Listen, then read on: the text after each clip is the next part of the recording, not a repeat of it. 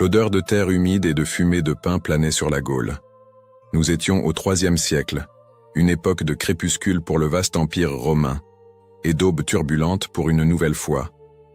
Le monde que nous connaissons aujourd'hui était alors une sombre toile de forêt dense, de routes de pierre que les légionnaires romains avaient construites, et de villages oubliés où la vie tournait autour du cycle des récoltes et de la peur des anciens dieux. Ceci n'est pas le théâtre de contes de rois ou d'empereurs, mais plutôt l'histoire d'un homme qui a choisi les chemins de terre battue, un homme qui allait être connu sous le nom de Saint Morin d'Agen. Pour comprendre Morin, il faut d'abord sentir le poids de cette époque. Pensez à la pression. L'autorité de Rome était encore écrasante, mais ses frontières grinçaient sous la tension politique et les invasions tribales. Dans la province d'Aquitaine, où Morin vécut et travailla, la loi romaine dictait le commerce et la justice. Mais dans le cœur du peuple, la religion était encore une mosaïque complexe. Le christianisme était une semence plantée en sol hostile, forcée de grandir dans l'ombre. Les festivités païennes, les croyances liées aux rivières et aux bois, et surtout le culte obligatoire de l'empereur, étaient la norme. Refuser d'y participer n'était pas seulement un acte de foi, c'était un acte de trahison politique. C'est dans ce creuset de pauvreté, de peur et d'instabilité que nous trouvons Morin. Il n'est pas né dans une cellule monastique ou dans une famille influente de patriciens. Son origine est humble, mais son cœur, dès le début, a révélé une inclination inhabituelle à la compassion. Tandis que la majorité luttait uniquement pour assurer sa propre subsistance, Morin semblait incapable d'ignorer la misère des autres.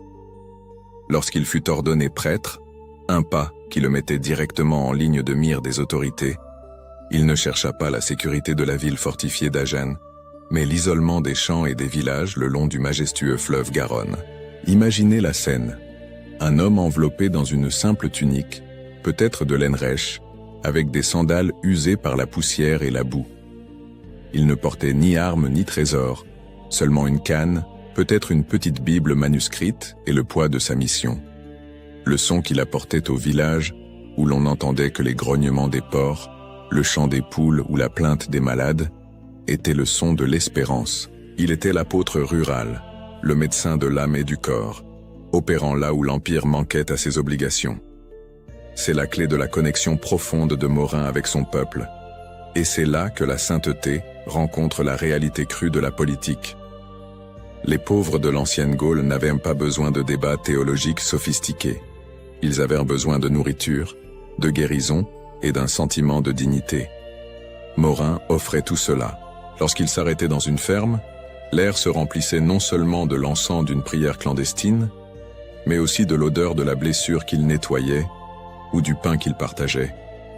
Il guérissait la forte fièvre qui enlevait les enfants, et ce que les gens voyaient n'était pas un tour de magie, mais la foi traduite en action pratique. Le célèbre épisode du pain, que beaucoup appellent un miracle, a peut-être commencé comme un acte radical de partage. Dans une communauté ravagée par la pénurie, Morin n'a pas gardé sa portion, il l'a donnée. Dans le monde antique, diviser était un risque de mort. Lorsque le panier se remplit à nouveau, que ce soit par intervention divine ou par la mobilisation de la communauté inspirée par son exemple, le résultat fut le même. Le christianisme devint synonyme de survie. C'est le genre de message qui résonne encore aujourd'hui, la différence entre la foi que l'on dit et la foi que l'on vit. Mais le succès de Morin était un affront direct à l'ordre établi. Les autorités romaines toléraient de nombreuses divinités, à condition que le peuple maintienne sa loyauté envers le culte impérial. Le refus de Morin de sacrifier aux dieux romains ou à l'empereur n'était pas perçu comme un choix religieux personnel, mais comme un foyer de dissidence sociale. Il drainait le pouvoir des traditions anciennes et, plus dangereux, il unissait les communautés rurales autour d'une loyauté différente de celle due à Rome. La tension augmentait à chaque guérison, à chaque baptême clandestin effectué sur les rives glacées de la Garonne. L'humble prêtre qui marchait seul était en train de devenir un leader dangereusement populaire. La peur s'installa non seulement parmi les pauvres qui craignaient de le perdre, mais aussi parmi les chefs tribaux qui voyaient leur propre pouvoir diminuer, et bien sûr, parmi les magistrats romains qui percevaient la nouvelle foi comme une force déstabilisatrice. Morin, l'homme, a dû ressentir la peur. Il vivait sous l'ombre constante de la dénonciation. Imaginons ces nuits, le froid mordant de la Gaule, le bruit des animaux dans l'obscurité et le doute humain l'assaillant. La peur d'être arrêté, la peur de la douleur, peut-être la peur que son travail soit défait, mais sa force venait de la certitude qu'il ne prêchait pas des doctrines vides. Il servait des personnes réelles, souffrant de faim réelle et de maladies réelles. Cette humanité face au danger est ce qui élève Morin d'une figure historique à un véritable héros de la foi. Sa route, qui avait commencé par des pas silencieux sur les sentiers d'Aquitaine, se dirigeait inexorablement vers un affrontement. Le martyre ne serait pas un accident. Ce serait la conclusion logique et brutale d'une vie dédiée à la vérité, à une époque où la vérité était considérée comme une sédition. Il connaissait le coup, mais il continua. Il portait la tunique du prêtre, mais il avait le courage d'un soldat. L'héritage de Morin nous invite à réfléchir sur l'endroit où nous trouvons la véritable force. Non pas dans les grandes chaires ou les centres de pouvoir, mais en périphérie, dans les lieux où le service est le plus urgent et le risque le plus élevé. Il nous rappelle que, même dans les temps de grande incertitude politique et sociale, le pouvoir d'un petit acte de bonté ou d'une parole d'espérance peut surpasser la machine d'un empire. Dans ce documentaire, nous allons dévoiler l'histoire de Saint Morin, l'apôtre rural de l'ancienne France. Nous allons revivre les chemins qu'il a parcourus, sentir la pression de l'empire qu'il a défié, et être témoin du moment où sa foi a transformé la Gaule pour toujours. C'est le parcours d'un homme simple qui refusa de plier, et dont l'humilité devint une légende qui dure 17 siècles. C'est l'histoire de la lumière qui a brillé le plus fort dans l'obscurité la plus dense. Le soleil de Gaule, en ce lointain IIIe siècle après Jésus-Christ, n'était pas une chaleur estivale joyeuse, mais plutôt un poids constant, diffusant une lumière tamisée sur le vert profond de l'Aquitaine. C'était un temps de contraste violent.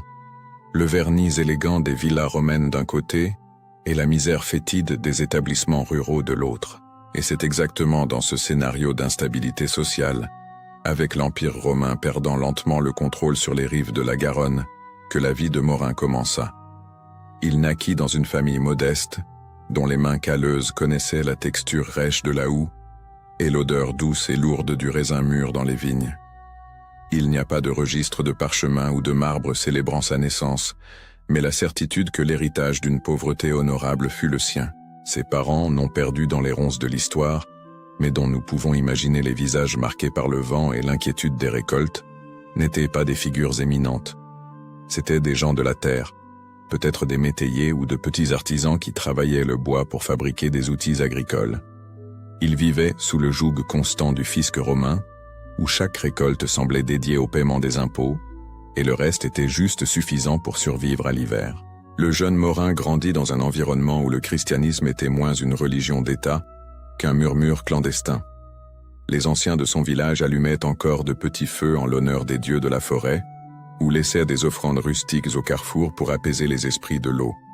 L'air sentait la fumée de tourbe, le fumier humide et, occasionnellement, l'encens brûlé lors d'anciens rites païens.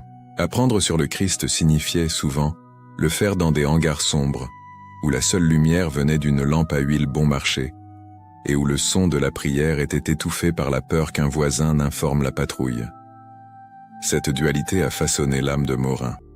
Dès son plus jeune âge, il observait la souffrance autour de lui avec une intensité qui semblait disproportionnée à son âge. Il voyait le regard vide des enfants affamés, la toux sèche des personnes âgées qui n'avaient pas de bois pour l'hiver, et surtout, la résignation silencieuse de ses propres parents face aux injustices. Ce n'est pas l'environnement de confort qui crée la sainteté, mais le champ de bataille de la lutte quotidienne pour la dignité. Il est crucial d'entendre cette enfance. Beaucoup de saints naissent dans des berceaux dorés ou au sein de la structure ecclésiastique établie. Morin, cependant, est né sur le front de la survie. C'était une époque où un hiver rigoureux signifiait la mort de la moitié du village, et où la maladie n'était pas traitable avec des herbes, mais avec l'espoir désespéré d'un miracle. Sa première tentation, la première faiblesse humaine qu'il a dû surmonter, ne fut ni la luxure ni l'ambition, mais le désespoir. Face à tant de douleurs inéluctables, il était facile de douter, il était facile de céder au fatalisme païen qui disait « Accepte ton destin ». Mais chez Morin, Cette sensibilité extrême ne mena pas au cynisme, mais à une urgence d'agir. Les premiers signes de sa foi mature étaient extrêmement pratiques, sans vision céleste grandiose. Il ne se distinguait pas dans le village par être le garçon le plus intelligent ou le plus fort, mais par son extraordinaire générosité et sa capacité d'empathie.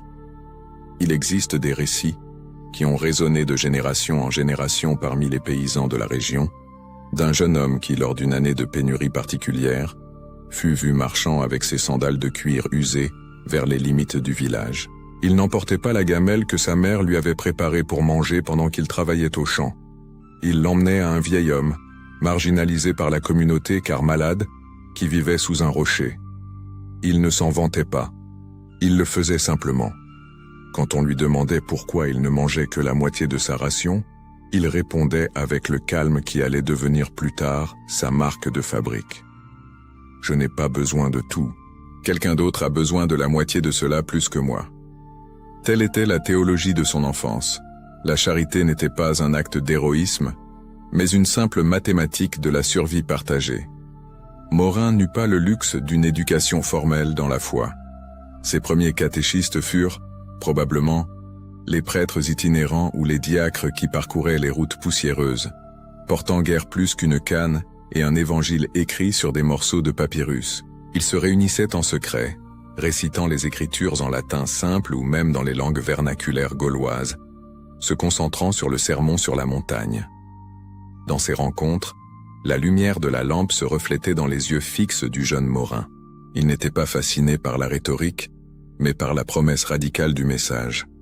Les derniers seront les premiers, et il est plus facile pour un chameau de passer par le trou d'une aiguille qu'à un riche d'entrer dans le royaume des cieux.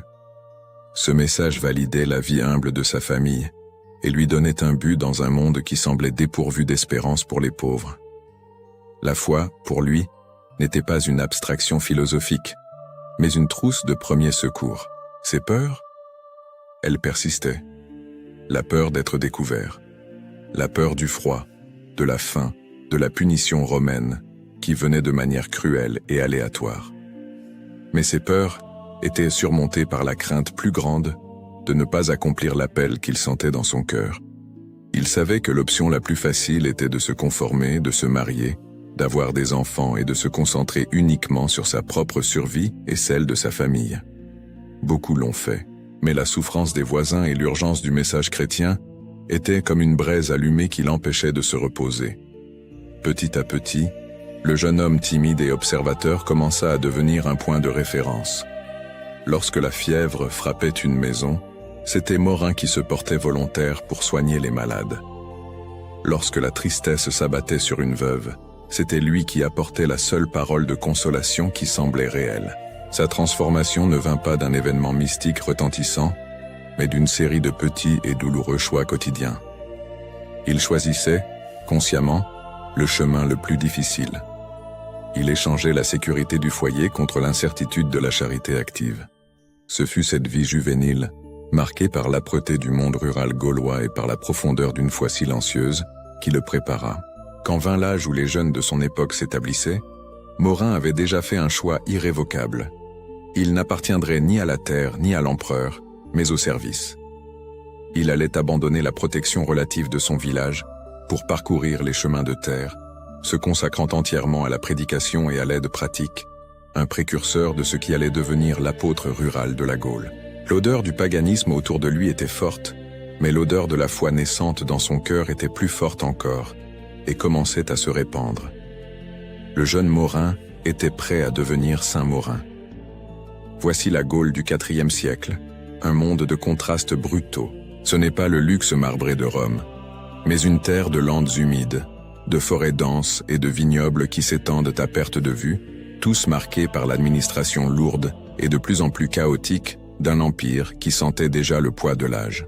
Pour le public d'aujourd'hui, imaginez cette région, aujourd'hui le sud-ouest de la France, comme un vaste et poussiéreux creuset de culture, la tradition celtique ancestrale, toujours forte dans les rites et la forêt, l'ordre romain, représenté par les aqueducs et les routes militaires, et caché sous le radar la foi chrétienne, grandissant discrètement, mais avec une conviction explosive. C'est dans ce scénario de transition, où l'odeur de l'encens païen se mêlait à l'odeur de la terre mouillée et de la sueur des travailleurs ruraux, que Morin naît et grandit, vers l'an 300.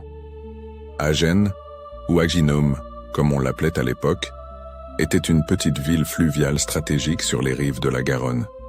Mais Morin n'est pas né dans la ville. Il était fils de la terre, élevé dans un vicus, un hameau dans les environs, où la survie dépendait strictement du climat et de la bienveillance de l'administration romaine locale. Sa jeunesse fut marquée par l'âpreté. La vie du paysan gallo-romain était un labeur incessant. La texture de ses vêtements était celle de la laine brute et rêche, le son dominant était le gémissement des roues de charrettes chargées et le silence lourd de la nuit rurale. Ses pieds, dès le début, connurent la sensation de la boue froide en hiver et de la poussière fine en été. Morin, par conséquent, ne fut jamais étranger au labeur et à la souffrance.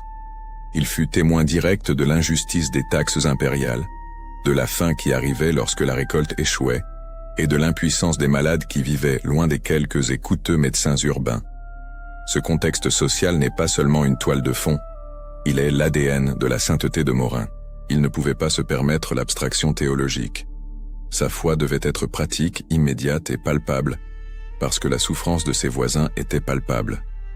C'est cette sensibilité aiguisée, cette capacité innée à ressentir la douleur de l'autre comme si c'était la sienne, qui le distingue dès le début. La politique de l'époque était une toile dangereuse. Rappelons que, bien que l'édit de Milan en 313 ait légalisé le christianisme, la période antérieure et celle qui suivit immédiatement furent d'une instabilité profonde. Dans les zones rurales de la Gaule, les préfets romains exerçaient encore un pouvoir discrétionnaire, et beaucoup d'entre eux voyaient le christianisme non comme une religion, mais comme une menace politique et sociale. Pourquoi ? Parce que le christianisme insistait sur une loyauté envers un roi qui n'était pas l'empereur, et défiait directement la structure des classes, prêchant que l'esclave et le maître étaient égaux devant Dieu. Pour un jeune chrétien, surtout un qui sentait l'appel au sacerdoce, chaque pas était un acte de courage politique. La formation de Morin, probablement reçue en secret par quelque évêque qui risquait de voyager dans la région, n'impliquait pas de grandes bibliothèques ou d'écoles philosophiques. Elle impliquait la copie manuelle de parchemin, l'apprentissage de la liturgie en latin, et surtout l'entraînement à la discrétion et à la résistance.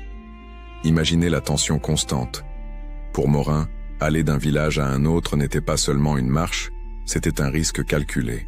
À tout moment, il pouvait croiser une patrouille de légionnaires romains, ou, ce qui était peut-être plus insidieux, se retrouver face à des leaders locaux qui adhéraient encore fermement aux anciens dieux, voyant dans la nouvelle foi une dilution de leur autorité tribale et un manque de respect envers leurs ancêtres.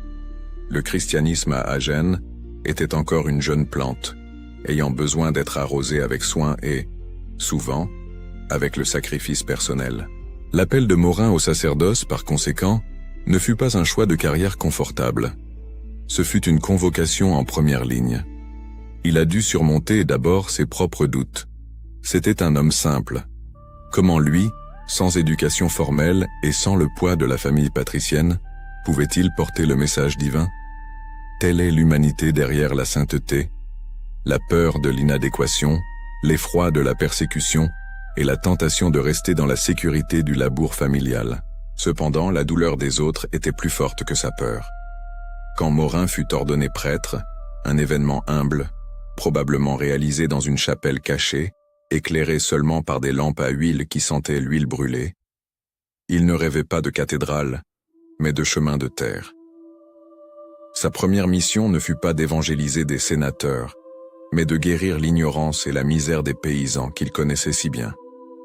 À la trentaine, Morin était déjà connu, non pas pour de grands sermons rhétoriques, mais pour sa présence silencieuse et efficace. Il parlait la langue des gens ordinaires, et savait que, dans cet environnement d'oppression politique et d'incertitude économique, la charité n'était pas un supplément, mais le pilier de la prédication. Tandis que les Romains exigeaient des tribus, et les chefs tribaux exigeaient une obéissance aveugle, Morin offrait une aide pratique. L'organisation des céréales pour l'hiver, le soin des malades que personne ne voulait toucher, la défense des plus vulnérables contre l'exploitation des percepteurs d'impôts. Il devint, subtilement, un leader communautaire, un point focal de résistance morale dans un monde qui s'effondrait sous le poids de la corruption et de la guerre interne. Telle est la semence de son héritage.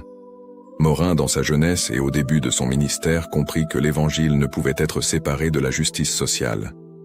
Il était l'apôtre rural, l'homme qui choisit les chemins les plus difficiles, les villages les plus oubliés, sachant que là, à la marge de la société romaine, était l'endroit où le message du Christ était le plus urgemment nécessaire. Sa vie était un affront silencieux au pouvoir. Il prouvait que la force réelle ne venait pas de l'épée de la Légion, mais du service humble rendu dans la boue et dans l'odeur du foin. C'est le Morin qui émerge du contexte politique et social de l'ancienne Gaule, prêt à affronter les ombres qui allaient bientôt tenter d'éteindre sa lumière. Au cœur de la Gaule aquitaine, à une époque où le murmure du latin impérial se mêlait déjà au dialecte rustique des champs, et où les grandes routes romaines commençaient à s'effriter sous l'indifférence du temps, nous trouvons le berceau de notre saint, non pas dans une métropole de marbre et de pouvoir, mais aux alentours de la ville d'Agen, où le majestueux fleuve Garonne serpente, portant la vie et le silence de la terre. C'était la fin du IIIe siècle, ou peut-être l'aube turbulente du IVe. Une période d'incertitude sombre, où la foi chrétienne, bien que répandue, était encore vue par le pouvoir central comme une menace subversive à l'ordre et aux anciens dieux. Morin naquit sur ce sol. La documentation sur son enfance est ténue, comme la brume matinale qui recouvre les vignes de Bordeaux.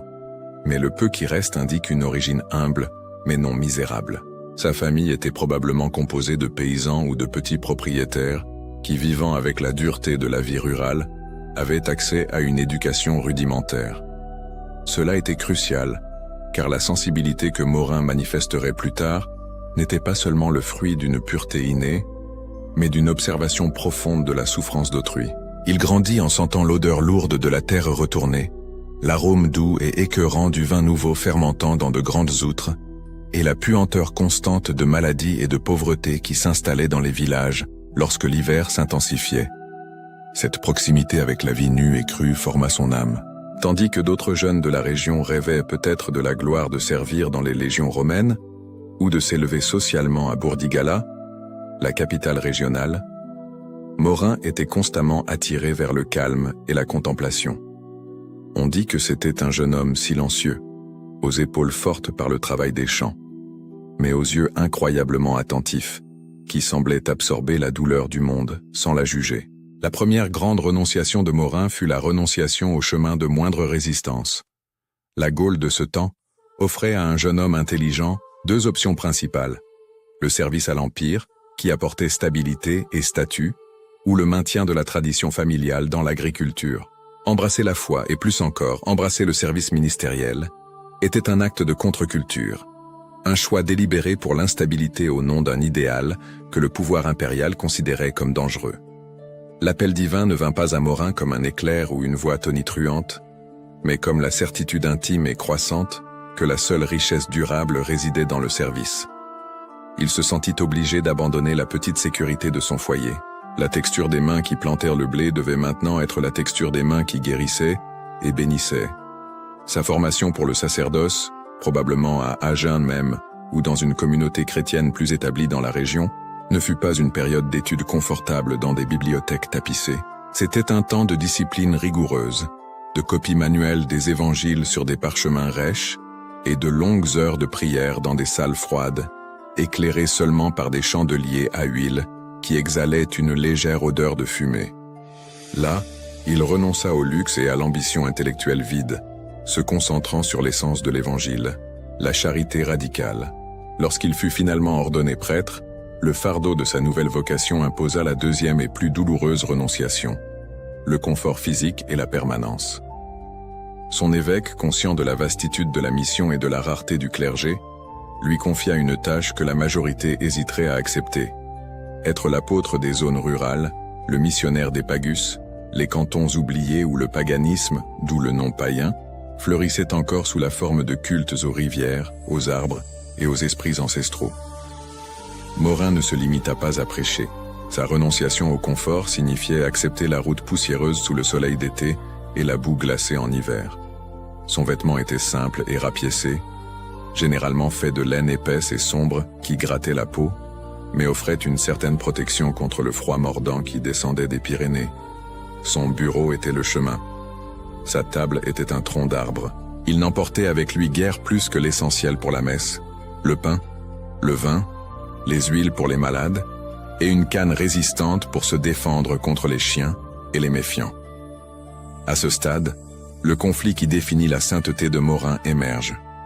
Il ne luttait pas seulement contre l'incrédulité, il luttait contre la misère concrète. Ses premiers miracles, comme il nous est raconté, reflètent cette réalité dramatique. Ce n'étaient pas des démonstrations spectaculaires de pouvoir divin, mais des interventions pratiques et immédiates pour remédier à la faim et à la maladie qui décimait les communautés. Quand il arriva dans un village ravagé par une fièvre incurable, la renonciation de Morin ne fut pas seulement de dire une prière. Ce fut d'entrer dans les cabanes insalubres, de faire face à l'odeur de sueur et de maladie, de toucher la peau chaude et fiévreuse des malades que tous abandonnaient par peur de la contagion. Il utilisa les quelques connaissances d'herbes et de médecine pratique qu'il possédait, combinées à la foi. La guérison, lorsqu'elle venait, était attribuée à sa prière. Mais le travail de soin était la manifestation visible de sa charité, le premier pas de la renonciation à la peur et à l'aversion. Et l'histoire du pain? Face à une famine qui menaçait de décimer une petite communauté de paysans, Morin ne garda rien pour lui. Il renonça à sa propre portion de nourriture pour s'assurer que d'autres aient un morceau. Le récit selon lequel le panier se remplit à l'aube est le témoignage théologique que Dieu ne permet pas que le sacrifice sincère et la charité extrême passent inaperçus. C'est un miracle qui valide l'action humaine de dépouillement total. Cette vie de don total, de dormir sous des toits empruntés et de manger ce qui lui était offert, souvent peu, a cimenté sa réputation non pas comme un prédicateur éloquent, mais comme un serviteur fidèle. Il ne parlait pas de dogmes complexes, mais de la bonté pratique d'un Dieu qui se soucie des récoltes, de la santé des enfants et de la dignité des personnes âgées. Mais cette lumière, reflétée dans ses renonciations et dans son service, commença à attirer l'attention indésirable. Son travail de guérison et de consolation enlevait du pouvoir aux guérisseurs locaux païens, et plus dangereux encore, détournait la loyauté des paysans loin des dieux impériaux et des autorités qui exigeaient une dévotion absolue. La semence du conflit qui culminerait dans son martyre était plantée dans ses premières et silencieuses renonciations. En choisissant le chemin étroit du service radical, Morin signa sa propre sentence d'instabilité et, finalement, de sacrifice suprême. Sur les chemins oubliés de la Gaule aquitaine, vers la fin du IIIe siècle ou le début du IVe, l'air était lourd et humide. Il ne s'agissait pas de la Gaule romaine des grands théâtres et des bains publics, mais de la Gaule profonde, rurale, où la civilisation se dissolvait aux frontières des forêts de chênes et dans les murmures des ruisseaux.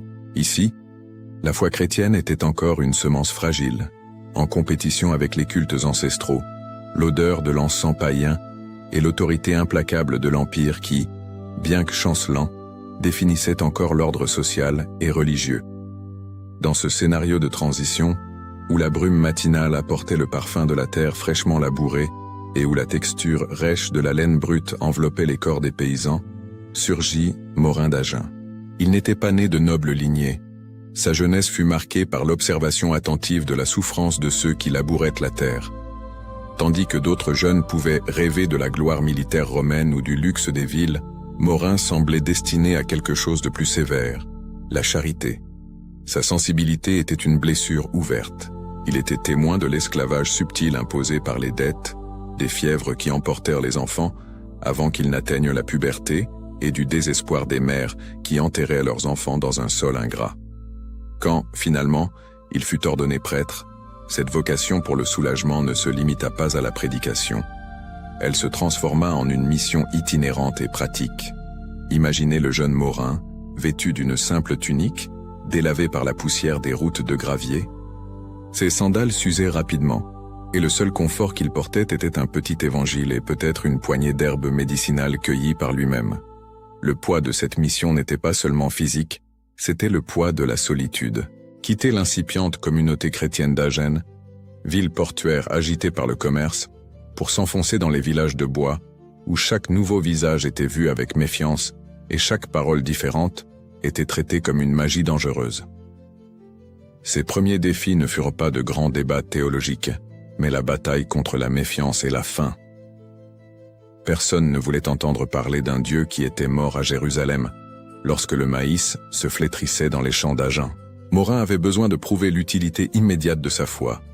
Il s'installa non pas dans les maisons des notables locaux, mais dans les plus pauvres et abandonnés.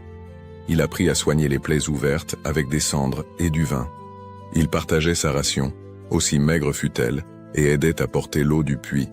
C'est dans ce travail concret, mêlé à la sueur du quotidien rural, que les premiers événements qui transcendèrent la raison commencèrent à se manifester. Le miracle le plus célèbre de ces premières années, celui de la multiplication du pain, naquit d'une profonde crise de famine. Un hiver particulièrement rigoureux avait ravagé un petit village près de la Garonne. La pénurie était si aiguë que les parents cachaient le peu de farine qu'ils avaient à leurs voisins. Morin, en arrivant, trouva une paralysie de désespoir. Il n'avait rien à offrir, sauf peut-être un petit morceau de pain dur dans sa besace. Il réunit les quelques personnes disposées à l'écouter, non pour promettre la richesse, mais pour implorer un acte radical, le partage.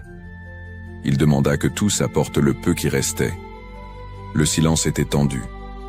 Apporter la dernière poignée de céréales signifiait faire confiance aveuglément à un étranger. Quand le partage réticent eut finalement lieu, Morin ne fit pas que prier. Il rompit son propre pain, le plus petit de tous, et le distribua en premier. On dit que, tandis que les femmes préparaient une soupe claire avec le peu d'ingrédients, la quantité de farine, d'une manière ou d'une autre, était toujours plus grande que prévu. Le panier qui, la veille au matin, était vide, continua à fournir pendant encore 3 jours, jusqu'à ce que l'aide puisse finalement arriver d'autres régions. Ce ne fut pas un tour de magie, mais une confirmation pratique. La charité radicale débloque l'impossible. La foi de Morin fut le catalyseur. Ces petits miracles pratiques, la guérison d'une fièvre persistante après une prière fervente, la récupération d'un animal vital pour le labour, cimentèrent sa réputation non seulement comme un prédicateur, mais comme un homme de Dieu qui marchait parmi eux. Cependant, cette lumière nouvellement découverte dans les champs de Gaule ne vint pas sans son ombre.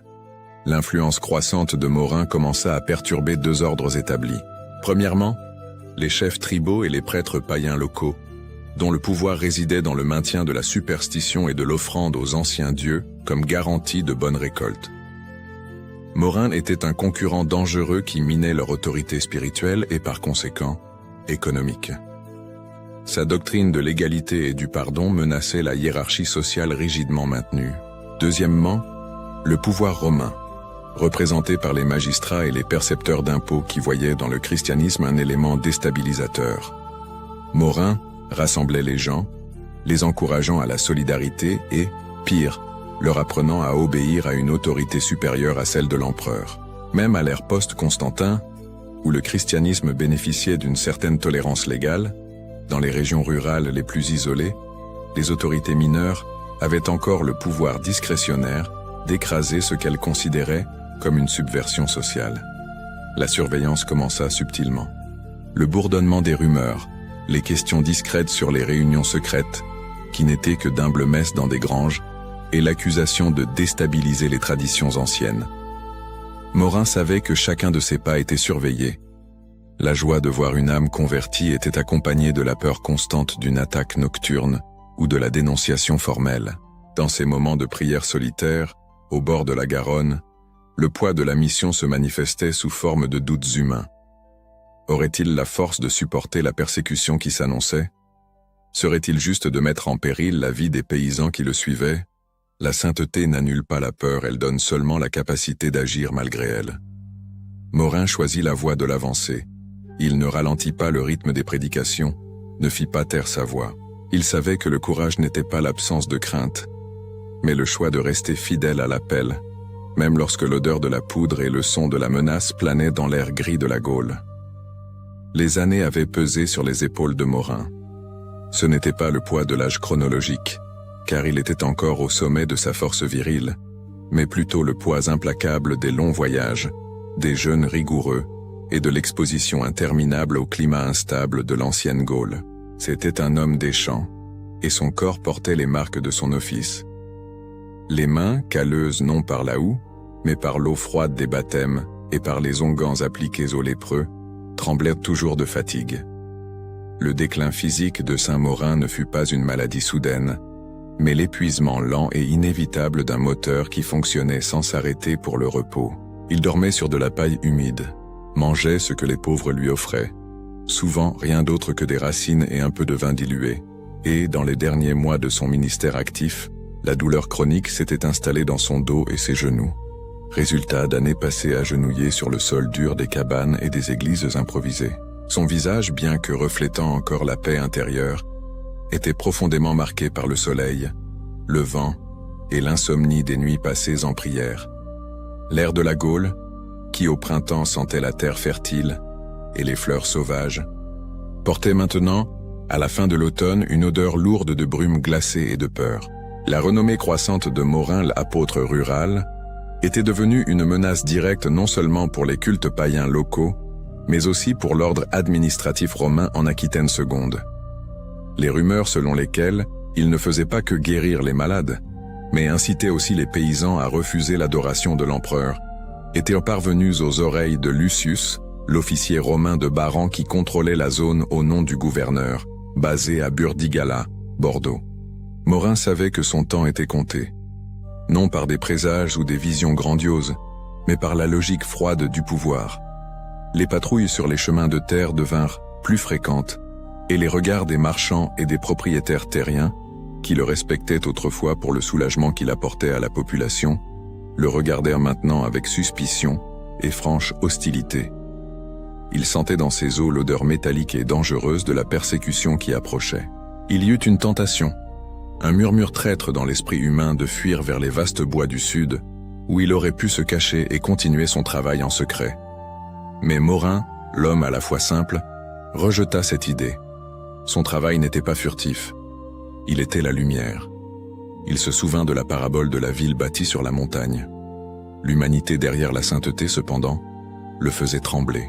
Il craignait la douleur, l'humiliation publique et la défaillance de sa volonté au moment décisif. Il priait sans cesse, demandant non la libération, mais la fidélité jusqu'à la fin.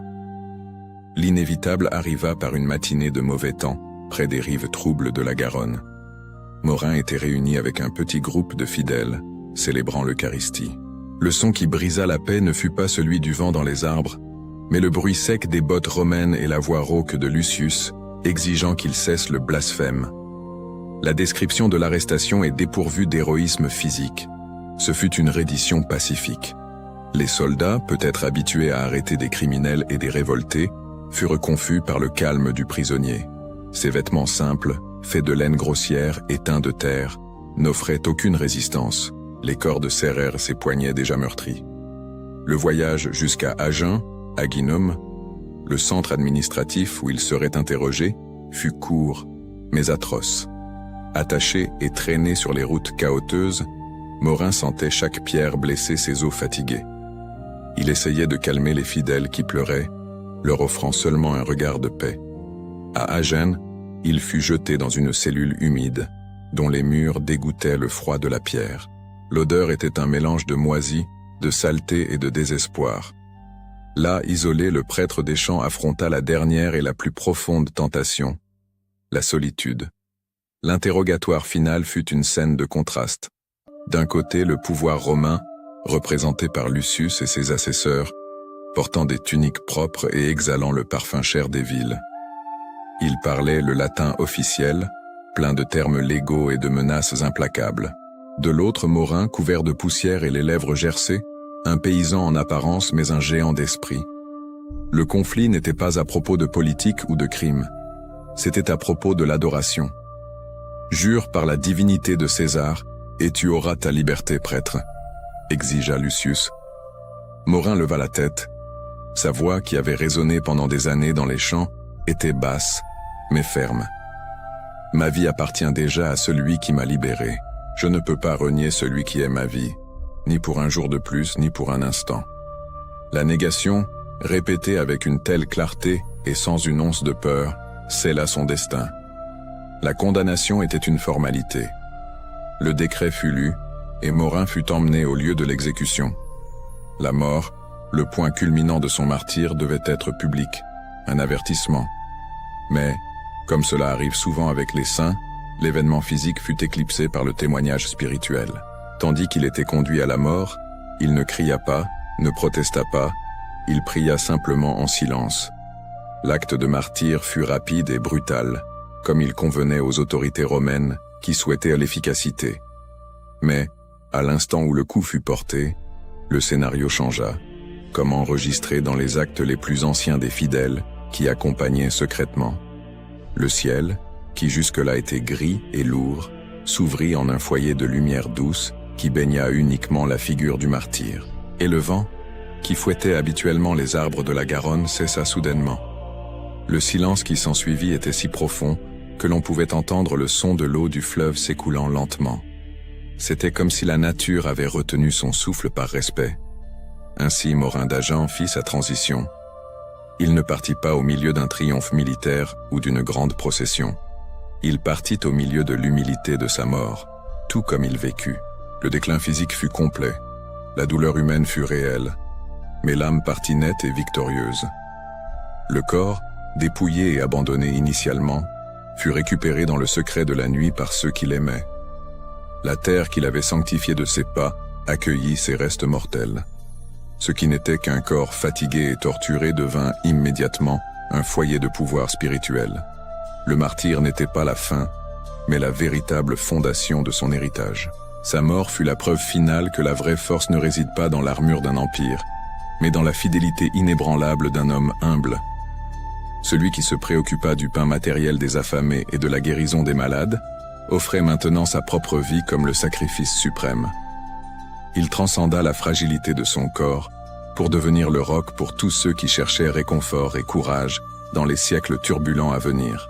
La mort d'un saint n'est jamais le point final, mais plutôt la virgule qui annonce une éternité. Pour Morin, le simple prêtre de la Gaule, le martyr ne fut pas une fin tragique et isolée sur les rives froides de la Garonne, mais le catalyseur d'un héritage qui s'enracina profondément dans la terre. Dans le silence assourdissant qui suivit son exécution, la foi du peuple éclata avec une force inattendue. Ce corps, que les autorités romaines espéraient voir oublié et profané, devint immédiatement le centre d'un culte populaire et fervent. Les paysans, ceux qui l'avaient guéri, nourri et baptisé, recueillirent ses restes avec la dévotion désespérée de celui qui saisit le dernier espoir. Il n'y avait pas de bureaucratie, pas de commission formelle. La canonisation de Morin en ces premiers siècles de la chrétienté fut dictée par la voix unanime du peuple, la vox populi, une reconnaissance immédiate qu'il avait vécu et était mort dans une sainteté absolue. Son tombeau, établi à Agen, devint un point géographique et spirituel de convergence. Imaginons la scène. L'odeur de terre humide mêlée à l'encens bon marché et fait maison brûlée par les fidèles. Le son des pas lents et fatigués des pèlerins qui venèrent de villages lointains, vêtus de tuniques de laine épaisse, cherchant là, dans la quiétude du lieu, l'intercession de cet homme qui avait compris la souffrance des champs.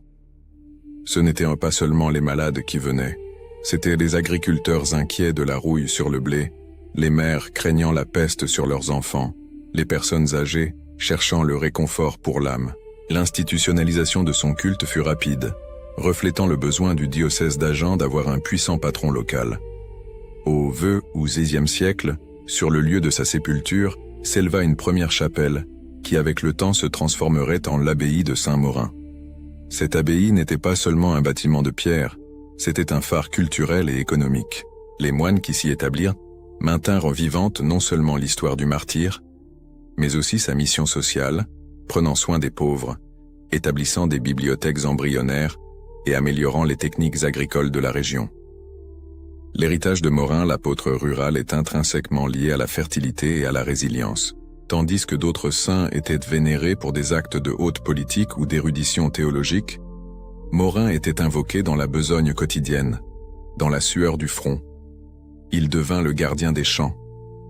La formalisation complète, la reconnaissance que nous appelons aujourd'hui canonisation, vint par l'acceptation ininterrompue et universelle de son culte au fil des siècles. Il n'y eut pas de décret papal moderne, il y eut la patine du temps, le témoignage inébranlable des générations, son inclusion dans les martyrologes régionaux et plus tard dans le martyrologe romain, scella sa sainteté, confirmant ce que les paysans de la Gaule savaient déjà depuis le jour de son martyre. Son impact ne fut pas seulement spirituel, il fut profondément civique. Pendant les invasions et les désordres du Haut Moyen-Âge, lorsque l'autorité civile se désintégrait, la présence des reliques de Morin à l'abbaye offrait stabilité, protection et surtout, identité pour la communauté locale. C'était un point fixe dans un monde en mouvement chaotique. Maintenant, sortons Morin de la poussière des archives et amenons-le sur la terrasse de l'histoire moderne, en posant la question qui résonne dans tout bon documentaire. Pourquoi importe-t-il aujourd'hui ? Nous vivons dans une société obsédée par la visibilité, où la valeur est souvent mesurée par le nombre de followers, la taille de la scène ou la richesse accumulée. Morin, le prêtre rural qui rejeta le glamour de Rome et choisit de parcourir les chemins de terre battue, offre un puissant contrepoint à cette mentalité. Il nous rappelle que la véritable influence, la sainteté durable, réside dans l'humilité radicale et le service invisible. Il fut l'homme qui opta pour le petit, l'oublié, le marginalisé. Ces conflits résonnent avec les nôtres. Il fut condamné pour avoir perturbé les traditions anciennes et pour avoir refusé de plier le genou devant le pouvoir oppressif. Aujourd'hui, nous faisons face à des pressions similaires, bien que de nature différente. Nous vivons dans un monde polarisé, où il est difficile de maintenir l'intégrité sans être attaqué d'un côté ou de l'autre. Le courage de Morin n'était pas le courage du guerrier, mais le courage tranquille de celui qui dit non au conformisme, même si cela coûte tout. Il nous enseigne que la plus grande faiblesse humaine n'est pas la peur, mais l'incapacité d'agir avec bonté par crainte des conséquences. Pensons à son humanité. Morin était un homme, sujet à la fatigue des longues journées de marche, à la frustration de voir la maladie et la faim, à la tentation du doute dans les moments de persécution. Sa sainteté n'annule pas son humanité, elle la célèbre. Son parcours est la preuve qu'il est possible, même face à des systèmes qui cherchent à écraser la foi et l'espérance, de rester ferme dans son but. Il n'était pas un super-héros invulnérable, il était un homme qui, dans sa peur, choisit la charité. Son histoire nous invite à réévaluer nos priorités. À une époque où la durabilité et la connexion avec l'environnement sont cruciales, Morin, le patron des agriculteurs, réitère la valeur du travail honnête et de la relation respectueuse avec la terre qui nous soutient. Il transforma le labeur physique en prière, démontrant qu'il n'existe pas de travail inférieur lorsqu'il est fait avec amour. Le parfum de sa foi perdure. L'héritage de Saint-Morin ne réside pas seulement dans les ruines de son ancienne abbaye, ni dans les pages jaunies des livres d'histoire.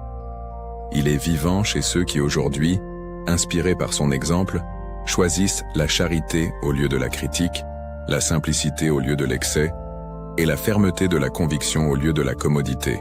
Il fut, et continue d'être, le rappel que les actes les plus héroïques sont souvent silencieux, et que la sainteté réside dans le fait d'être absolument fidèle à la mission qui nous a été donnée, aussi petite ou rurale que soit notre scène.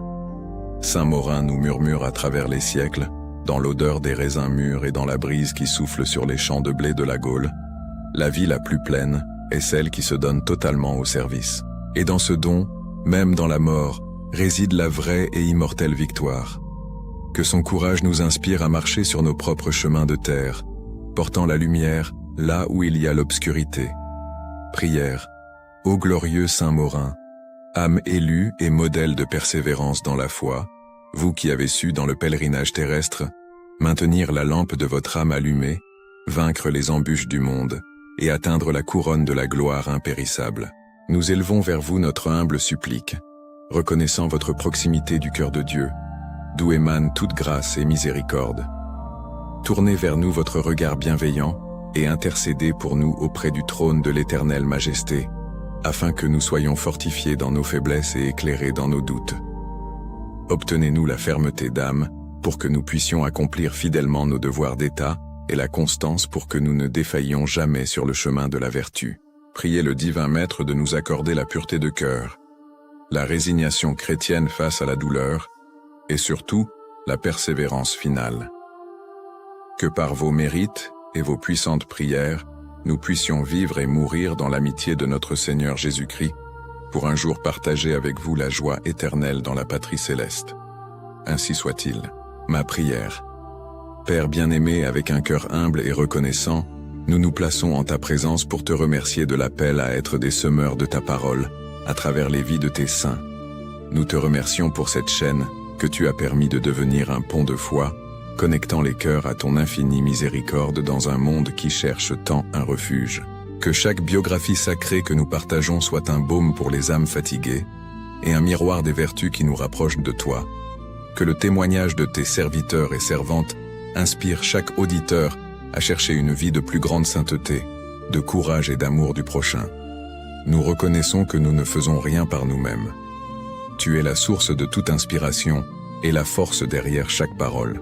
Nous te remercions de nous utiliser comme tes simples instruments pour narrer les merveilles que tu as opérées dans la vie de ceux qui t'ont aimé par-dessus tout. Que cette œuvre continue à renforcer la communion entre nous, transformant cet espace numérique en une véritable famille spirituelle, unie par le même amour pour le Christ et par le désir de suivre ses pas. Nous te consacrons, Seigneur, nos voix, nos esprits et nos cœurs. Que tout ce que nous faisons ici serve à ta plus grande honneur et gloire, et au salut des âmes. Que ta bénédiction descende sur tous ceux qui suivent et soutiennent ce travail, aujourd'hui et toujours. Au nom de Jésus-Christ, ton Fils et notre Seigneur, ainsi soit-il. La vie de Saint Morin est un rappel profond et tendre. Elle nous montre que la véritable mesure de la foi ne se trouve pas dans les grands sermons ou les miracles retentissants, mais dans la quiétude et la constance, dans la persistance patiente qui maintient la flamme allumée même lorsque tout autour tente de nous éteindre. Si le parcours de Morin a allumé une lumière dans votre cœur aujourd'hui, et si vous cherchez plus d'histoires qui nourrissent l'âme et nous rapprochent de ce qui est éternel, je vous invite à faire partie de cette communauté. Abonnez-vous à la chaîne maintenant. Votre inscription est le soutien nécessaire pour que nous puissions continuer à apporter au monde la beauté de ces vies saintes qui, souvent, ont été oubliées par le temps. Laissez aussi votre like, comme un signe que le message d'humilité et de service a résonné en vous. Et plus important, pensez maintenant à quelqu'un que vous connaissez et qui traverse un moment de mise à l'épreuve silencieuse. Quelqu'un qui a besoin de se souvenir que la valeur de sa lutte réside dans la persévérance et non dans la reconnaissance immédiate. Partagez cette histoire avec cette personne. Vous lui transmettrez le message de Morin, que la patience est la vertu des forts. Après avoir connu son parcours, je vous demande, quel est votre travail silencieux aujourd'hui? Où votre foi est-elle appelée à agir avec patience et humilité, loin des applaudissements? Laissez votre réflexion et votre prière dans les commentaires ci-dessous.